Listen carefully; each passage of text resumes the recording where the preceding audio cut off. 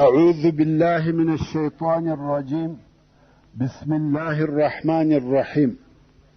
إن الحمد لله نحمده ونستعينه ونستغفره ونعوذ بالله من شرور أنفسنا وسيئات أعمالنا. من يهده الله فلا مضل له ومن يضلل فلا هادي له، وأشهد أن لا إله إلا الله وحده لا شريك له، وأشهد أن محمدا عبده ورسوله صلى الله عليه وآله وسلم تسليما كثيرا. أما بعد،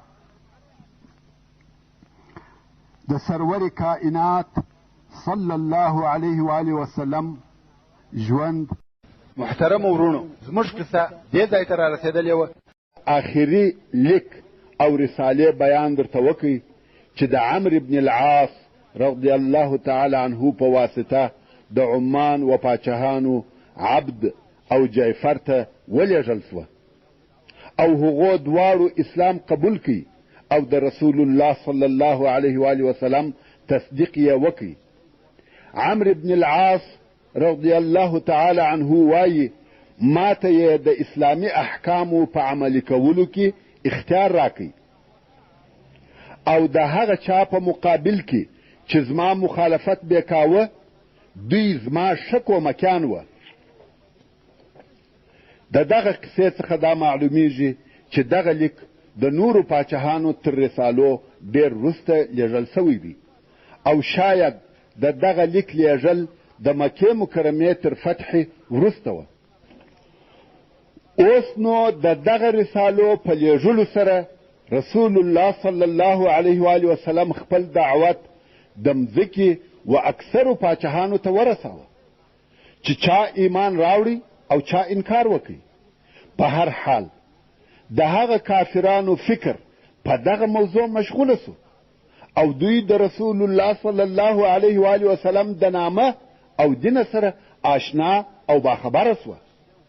دا د رسول الله صلی الله علیه و آله وسلم د رسالو او لیکو په باره کې معلومات وه چې د هغو په نتیجه کې دا را معلومه سوه چې د جزیرة العرب د شاوخوا پاچاهان څنګه و اسلام ته داخل سو.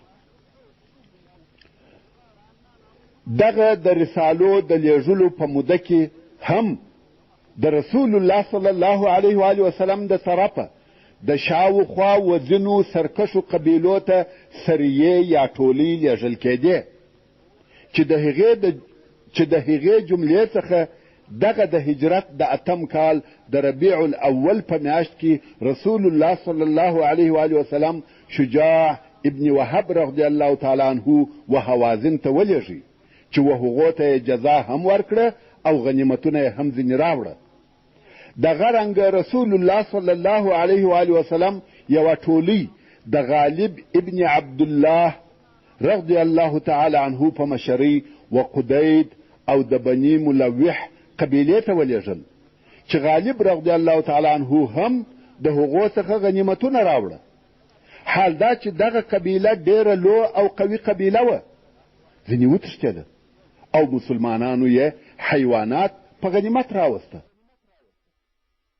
سره د دې چې د مسلمانانو شمیر فقط 10 نفره و، خو د دغه کامیابۍ سبب دا و چې د دغه بنو ملوح د قبیلې مشر حارث ابن مالک خپل منظم لشکر د یو بل ځای د حملې او چورولو دپاره لیږلی و. په دغه وخت کې چې د هغو لشکر د حملې دپاره بل ځای تللی و، غالب ابن عبدالله رضی الله تعالی عنه حمله پر وکړه او غنیمتونه یې هم ځینې رارهي کړه. کم وخت چې د مسلمانانو دغه کوچنۍ ډله د بنو ملوح څخه راووته د هغو لشکر راورسېدی او قوم حال ورته ووایه چې مسلمانانو حمله را باندې وکړه، زموږ مالونه یې واخیسته او حیوانات یې بوتله.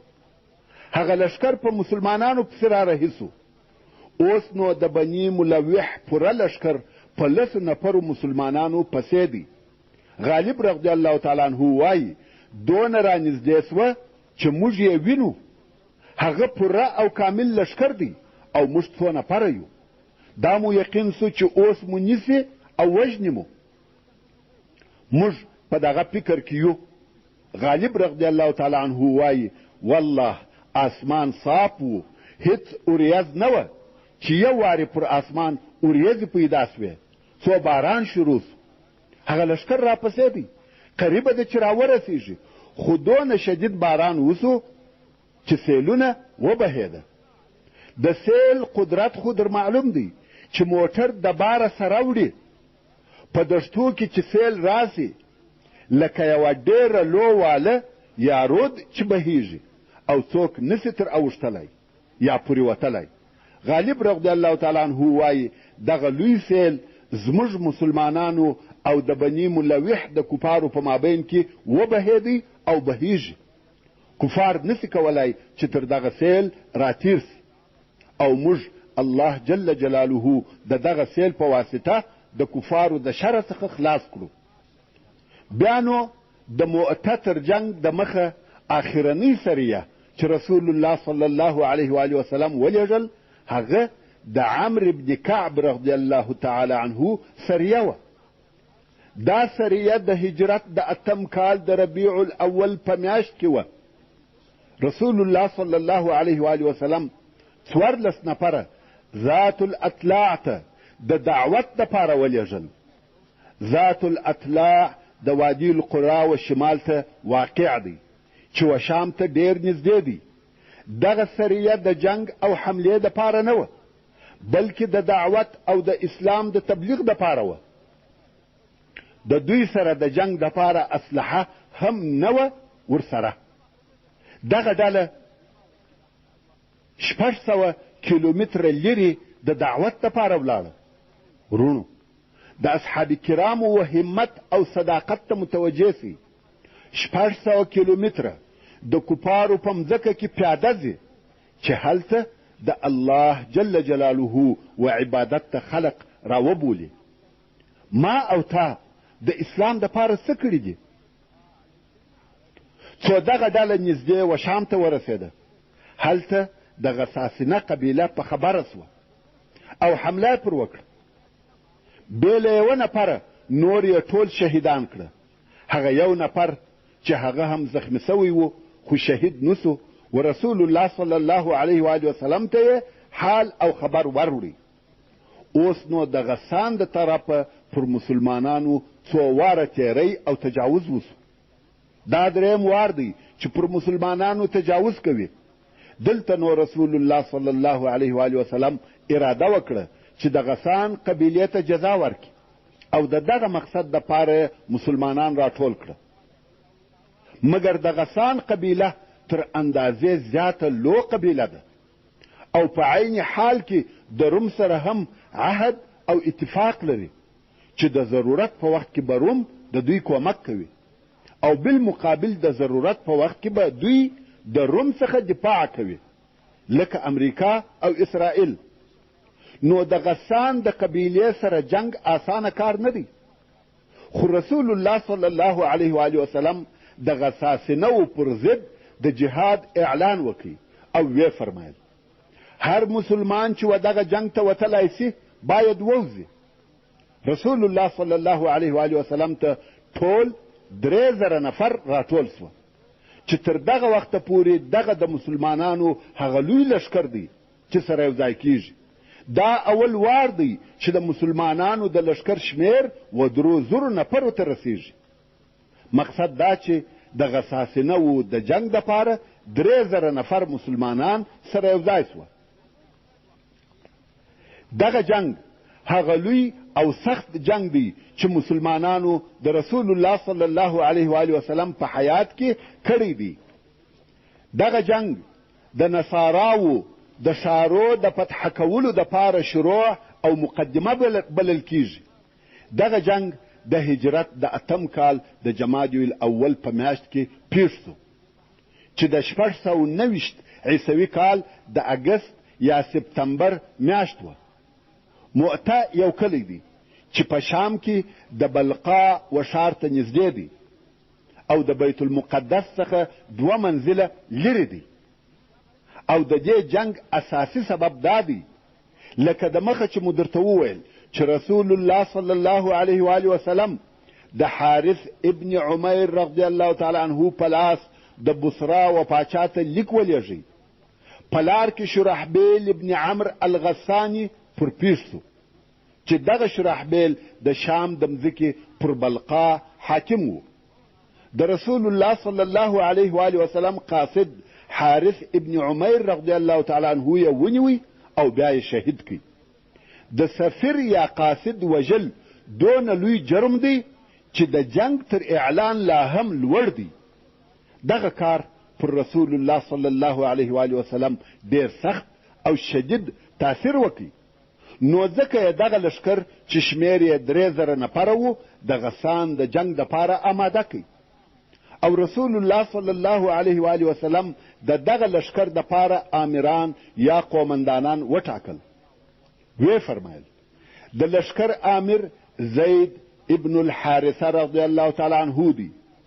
که چیرې زید ووژل سو بیا نو جعفر ابن ابي طالب رضی الله تعالی عنه قومندان دی او که بیا جعفر هم ووژل سو بیا عبدالله ابن رواحه رضی الله تعالی عنه قومندان دی او که هغه هم ووژل سو بیا د مسلمانان د خپل مابین څخه یو نفر خوښ او انتخاب کی او بیا رسول الله صلی الله علیه و آله وسلم و دوی ته سپارښت وکړي چې د حارث ابن عمیر رضی الله تعالی عنه د وژلو ځای ته به ورسي او د هغه ځای څخه به د اسلام په دعوت شروع وکړي. که اسلام قبول کړي خو ښه ده ښه او که اسلام نه کوي قبول نو د الله عز وجل څخه پر دوی مدد وغواړي او جنگ ورسره شروع کړي. او وی فرمایل د هغو کسانو سره چې پر الله کافران سوي دي په بسم الله او د الله په لار کې جهاد شروع کړي مګر هو غدر او خیانت به نه کوي، کوچنی او ښځه به نه وژني او نه به شیخ فانی سپینږیری وژني، نه به هغه څوک وژني چې تنهایی یې اختیار کړې وي او په صومعه کې ناست وي، نه به د خرما یا نورې درختې پرې کوي او نه به کم تعمیر نړوي. سبحان الله.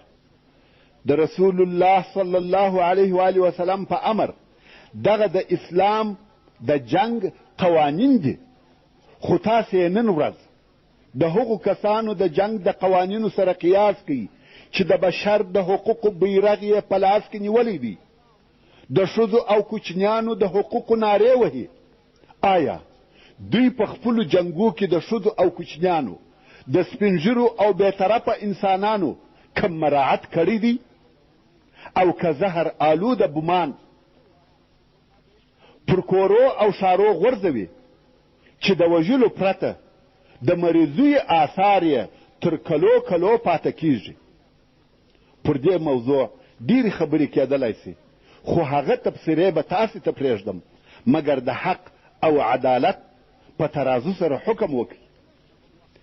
دغه لښکر رسول الله صلی الله علیه و آله وسلم د جمعې په ورځ په حرکت امر کوي او لښکر هم د جمعې د ورځې په سهار کې حرکت وکړي. په دغه وتلو کې و دې ته اشاره ده چې د جمعې په ورځ سفر جائز او روا دی.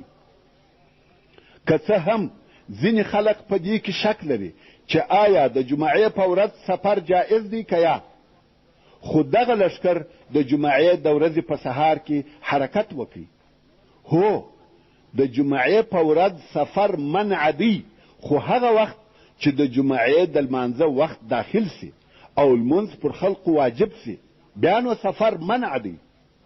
خیر، لښکر د غسان و طرف ته حرکت وکړي مګر عبدالله ابن رواحه رضی الله تعالی عنه د لښکر څخه پاته سو، ځکه هغه د ځان سره فکر وکړي چې لښکر د حرکت او وتلو په وخت کې کرار ځي، خلق ځانونه سره یو ځای کوي او خپل ضروریات پوره کوي.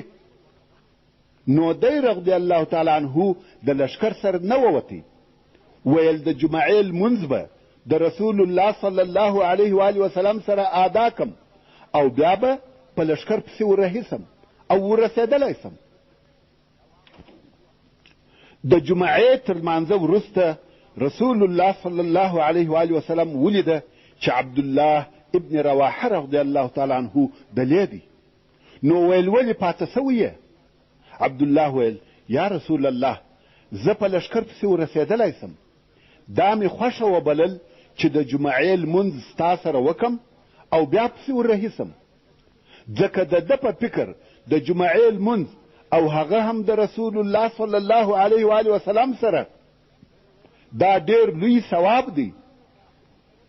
مګر رسول الله صلی الله علیه و آله وسلم وده ته یوه ډېره لو خبره وکړه چې زموږ ټولو دپاره درس او عبرت دی، بلکې دینی معلومات دي چې په دینی اعمالو کې مو د هر شي په درجه او مقام خبروي. رسول الله صلی الله علیه و آله وسلم وفرمایل قسم په الله که د مځکې د مخ ټول شیان خیرات کې، هغه د دوی د سهار په حرکت کې چې کم اجر او ثواب وو هغه ته به نه ورسېږي. ورونو ښه متوجه سئ، هغه ثوابونه چې د مجاهدینو دغه د سهار په تګ کې موجود وه، ویل که ته د مځکې د مخ ټول موجود شیان خیرات کې، خو ثواب یې د هغه ثواب سره نه برابریږي چې دغه مجاهدینو فقط دغه د سهار په تګ کې ګټلی دی. هغه نور جنگ او ستړیا، لوږې او زحمتونه چې و دوی ته ورسیږي، د هغو د اجر او ثواب پوښتنه خو مه کوه. نو عبدالله ابن رواحه رضی الله تعالی عنه وژړل. ورونو د دغه حدیث شریف روایت امام ترمذي رحمه الله کوي. عبدالله ابن رواحه رضی الله تعالی عنه وژړل. خلق ورته ویل څه شي دې ژړوي؟ عبدالله ابن رواحه رضی الله تعالی عنه ویل والله زما سره د دنیا محبت نسته او نه مې تاسې یا ستاسې ملاقات ته ډېر شوق دی، خو ما د رسول الله صلی الله علیه و آله وسلم څخه د قرآن مجید یو آیات واورېدی چې په هغه کې اور ذکر سوی و وَإِن مِّنكُمْ إِلَّا وَارِدُهَا كَانَ عَلَى رَبِّكَ حَتْمًا مَّقْضِيًّا، چې دا د سورت مریم 1 نمبر آیات دی. یعنی ستاسې څخه هیڅوک نسته مګر و دغه اور ته د دوژخ واردېدونکی یا ننوتونکی دی چې مؤمنان پر پل صراط تیریږي او تر هغه لاندې اور دی او کافران ورلویږي، او دغه پر اور تیرېده ستا رب یقیني حکم پر کړی دی. نو زما ژړا دغه د اور د بیرې څخه ده. ورونو دی خو د ثواب دپاره پاته سوی و او لمانځه ته راغلی، مګر ثوابونه هلته وه. نو ځکه ویل د اور د بیرې ژاړم، او بیا یې وویل الهي ستا په لار کې شهادت در څخه غواړم. خیر، د مسلمانانو لښکر حرکت وکړي او د لښکر د حرکت خبر شاوخوا نشر سو.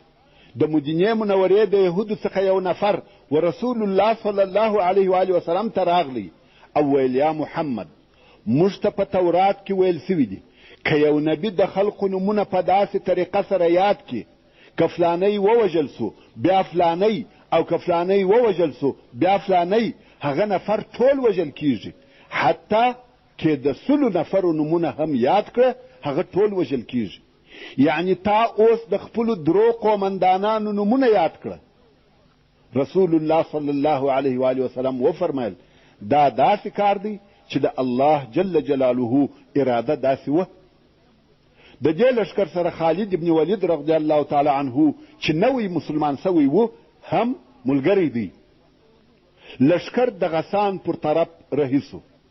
هلته بیا وروم ته د مسلمانانو د حرکت خبر ورسېدی، ځکه د غسان رئیس او حاکم چې حارس نومېدی د روم پاچا هرقل ته حال ولېږي چې یا قیصر د محمد صلی الله علیه و آله وسلم لښکر را رهیدي او زموږ او ستاسې په مابین کې داسې عهد او پیمان دی که پر موږ چا حمله کول تاسې به مقاومت کوئ، او که پر تاسې چا حمله وکړه موږ مقاومت کوو. او اوس هغه دی محمد صلی الله علیه و آله وسلم پر موږ حمله کوي. ورونو دلته نو د هرقل کفر او اسلام معلومیږي چې اوس د رسول الله صلی الله علیه و آله وسلم پر ضد د غساسینو کومک کوي که یا. مګر پر هرقل دنیا غالبه سوې وه، هغه مرتد او کافر و. غسان ته حال ولېږي چې هو زه ستاسې سره یم او 100,000 یا 100,000 نفره جنگي لښکر یې ورته راولېږي، نو د غسان و قبیلې ته 200,000 نفره سره یو ځای سوه. 100,000 نفر یې خپل درلوده او 100,000 نفر د روم قیصر ورته راولېږل.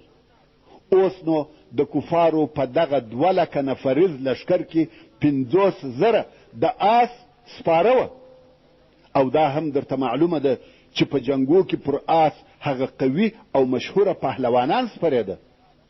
دلته وغسان ته دونه لښکر سره یو ځای سو چې مسلمانانو یوازې دا نه چې هیڅ وخت یې د دونه لښکره سره جنګ نه دی کړی، بلکې لیدلی یې هم نه دی. اوس د مسلمانانو لښکر د دشمن په شمیر هیڅ نه دی خبر او ورهي دی. او هلته روم او غسان د معلوماتو د پاره و مخته جاسوسان را لېږلي دي چې په دغه جاسوسانو کې یو نفر د سدوس په نامه سره موجود و او د شرحبیل ابن عمر ورور دی. هغه شرحبیل چې د غسان د رئیسانو څخه و او د رسول الله صلی الله علیه و آله وسلم قاصد یې شهید کی. نو سدوس د جاسوسۍ دپاره را رهي دی، مګر د مسلمانانو د لښکر قومندان زید ابن الحارثه رضی الله تعالی عنه هم د کشف او معلوماتو دپاره نفر لیږل او هلته به په مخ کې ناست وه او کمین به یې نیولی و. نو د مسلمانانو دغه د کشف ټولۍ دغه سدوس او د هغه ملګري ونیول او ویې وژل.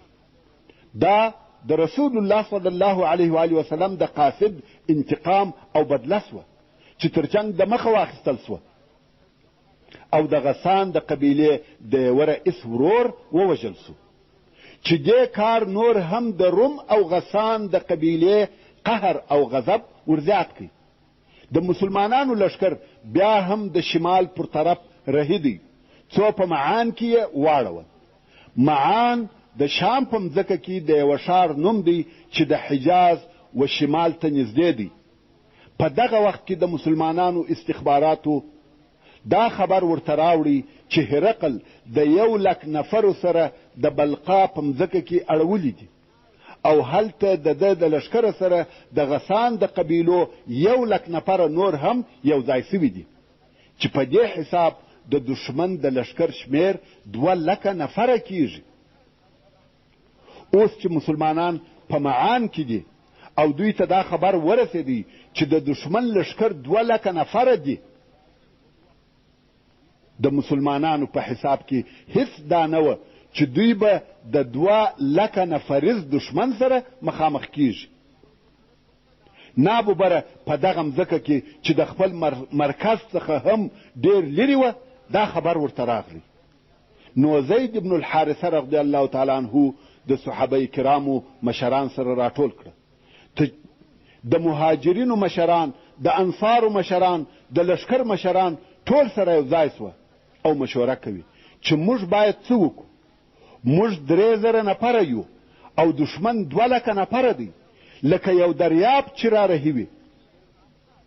ستاسې څه فکر او نظر دی؟ مسلمانان په حیرت کې دي. په معان کې یې 2 شپې تیرې کړې او په دغه باره کې مشورې سره کوي، خو دا مشورې فقط پر 2 نظریو وې.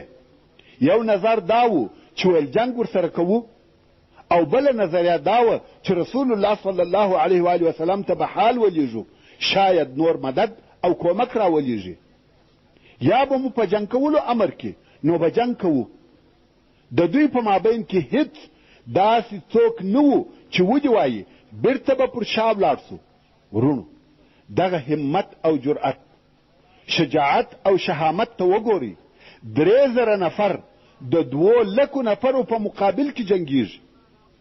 صحابه کرامو 2 ورځې د دغه 2 نظریو په باره کې مشوره وکړه چې یا جنگ یا به رسول الله صلی الله علیه و آله وسلم ته حال ولیږو. وصلى الله تعالى على خير خلقه محمد وآله وأصحابه وأهل بيته أجمعين. والسلام عليكم ورحمة الله وبركاته.